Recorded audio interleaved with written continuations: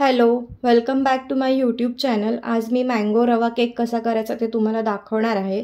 त्यासाठी मी काय काय साहित्य घेतलं आहे ते आपण बघूयात. मी रवा घेतला आहे 1 कप, रूम टेम्परेचरचं दूध घेतलं आहे अर्धा कप, साखर घेतली आहे अर्धा कप, तेल घेतलं आहे अर्धा कप, 2 हापूस आंब्यांची प्युरी करून घेतली आहे, दही घेतलं आहे अर्धा कप, बेकिंग पावडर 1 TSP घेतलं आहे, बेकिंग सोडा 1/4 TSP घेतलं आहे, जायफळ पूड घेतली आहे, वेलची पूड घेतली आहे. मी हा मोल्ड घेतला आहे, ग्रीस करून घेतला आहे बटर पेपर लावून.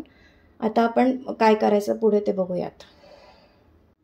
तर सगळ्यात पहिले आपण तेल, साखर, दूध आणि दही एकत्र मिक्सरला वाटून घेणार आहोत. मी आता तेल घेते,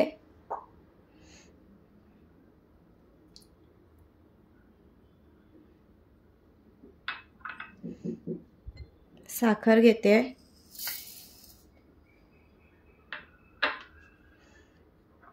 दही घेते,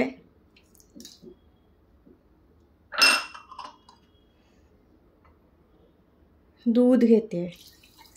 मी हे सगळं मिक्सरला एकदा फिरवून घेणार आहे. मी दही, दूध, तेल, साखर मिक्सरला एकदा फिरवून घेतलं आहे. आता मी त्याच्यामध्ये रवा घालून फिरवून घेणार आहे.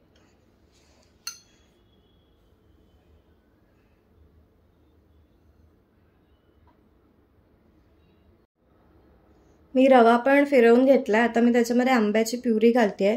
जर तुम्हाला कन्सिस्टन्सी खूप घट्ट वाटली तर तुम्ही त्याच्यामध्ये थोडंसं दूध ॲड करा. तर आपण आंबा घालून पण एकदा फिरवून घेऊयात. तर आपलं बॅटर रेडी आहे. मी हे एका बोलमध्ये काढून घेते. रवा फुलतो त्यामुळे आपण अर्धा तास हे रेस्ट करत ठेवणार आहोत. त्याच्यानंतर आपण त्याच्यामध्ये बेकिंग पावडर, बेकिंग सोडा घालणार आहोत.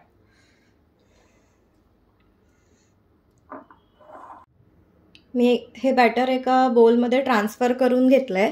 आत्ता अशी कन्सिस्टन्सी आहे, घट्ट आहे.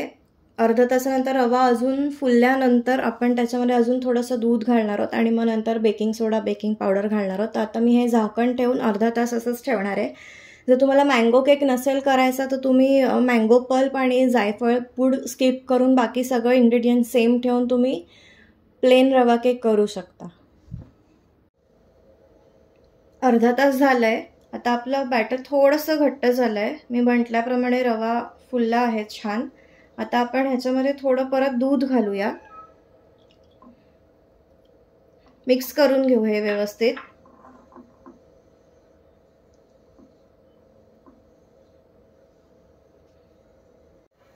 आता याच्यात जायफळ पूड घालू.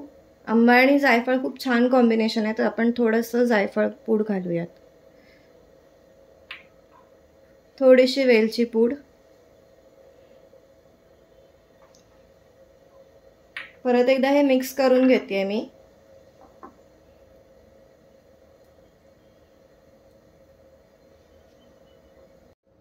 मी हा केक गॅसवर करणार आहे त्यामुळे मी साईडला कढई प्रीहीटिंगसाठी ठेवली आहे. गॅस मोठा करून 10 मिनिटं झाकण ठेवून प्रीहीटला ठेवली आहे मी कढई.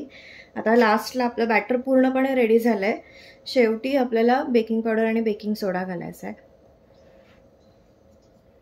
मिक्स करून घेऊया आपण पुन्हा.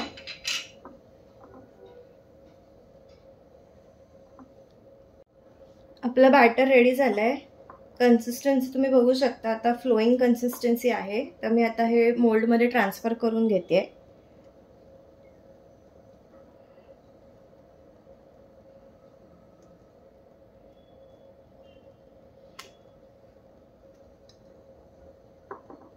आपण मोल्ड टॅप करून घेऊयात.